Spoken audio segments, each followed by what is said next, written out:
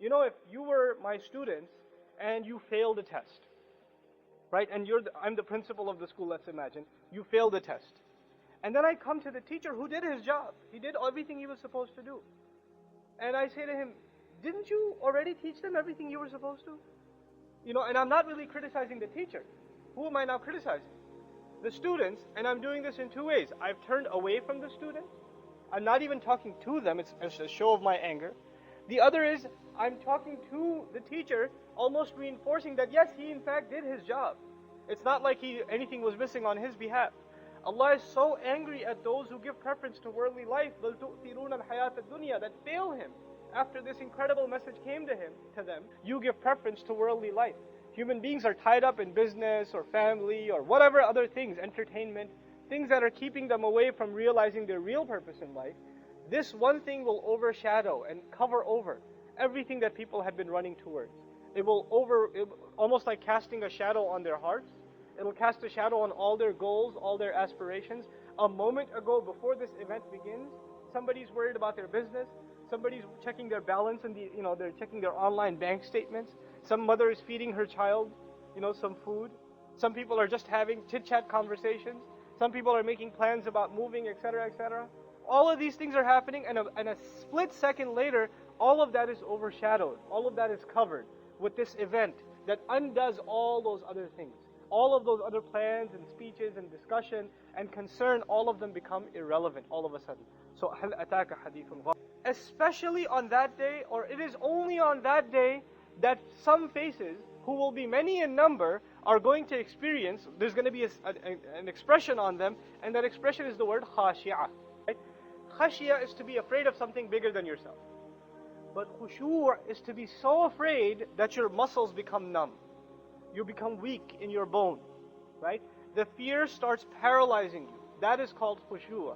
That is something described of the state of a believer where?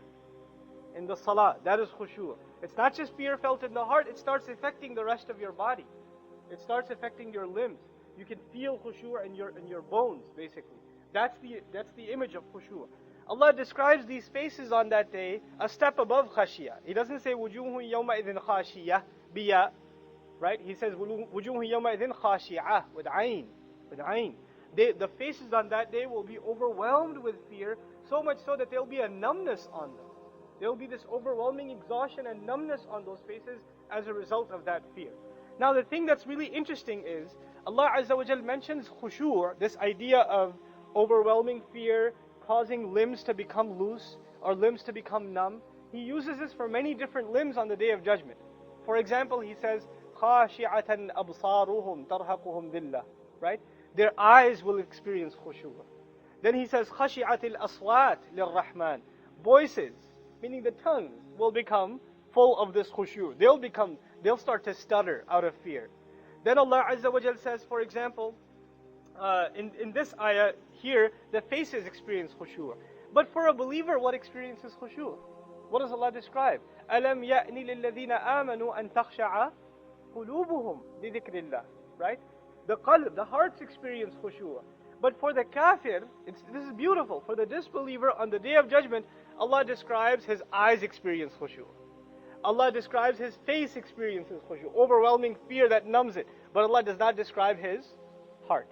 Because whose heart experiences khushu'? The believer. So whenever you find khushu' associated with the heart, that is only mentioned in case of the believer. Allah does not grant that honor to the disbeliever. Because when you give khushu', that verb of khushu', when you give it to any other limb, then it's actually humiliating. But when you give it to the heart, it shows humility. That means these faces that have been put to work. How does a face get put to work? You ever see someone who comes home from a long day of work, what they look like? You could tell from their face that they're exhausted, that they've been working. The face of a worker and the face of someone on vacation are two different faces. It's like when you come back from vacation to your job, people say, I don't recognize you. You look like a different person. Because your face, your wajh, is no longer amil. Your face is not overwhelmed by it doesn't have the look of exhaustion and work on it. Allah uses this word to describe a few things. Number one, on the Day of Judgment, it illustrates that there's some work going on. On the Day of Judgment, when these events, this Ghashiyah starts overcovering, then you're running around trying to escape. right? كَلَّا لَا وَزَرْ إِلَىٰ رَبِّكَ يَوْمَئِذٍ الْمُسْتَقَرُّ. There's people trying to find a place to hide, something that they can find some kind of refuge in, and they're exhausting themselves doing so. Then we know on the Day of Judgment we have to stand for a really long time in a laborsome kind of way and answer a lot of questions. This is an exhausting activity. So a slave of the literally dollar and cent, right? Dinar and dirham, may they be destroyed. We give our entire lives to work. We give them up to work. You go to work. You're concentrated on expanding your career and making it higher and higher up the corporate ladder. You're on vacation. You're talking to people about work. Even when you bring work at home, you take work to work and you bring it at home. Your whole life becomes work. You're working, and the only you talk to an engineer, all they want to talk about is engineering stuff. Even when they're not at the office, you talk to an accountant, man, taxes this year, right? That's what they want to talk about. You talk to somebody in medicine, that's all they want to talk about is medicine. Right? Their careers become so much so, in some psychologists say, you are what you do. Right? So they become just that. You ask them, who are you or what are you? They'll say, I'm an accountant, or I'm a teacher, or I'm a physician. No, I'm a human being, I'm a Muslim. Right? There are other things you are. This is just a small part of what you are. Right? But you just identify yourselves as that, and that becomes you. And so all you have to show for yourself is advancement in this career. You built this empire in a business. Or you've built your name, your reputation with this tenure in this company, right? Or you've waited all the way to this top level executive position.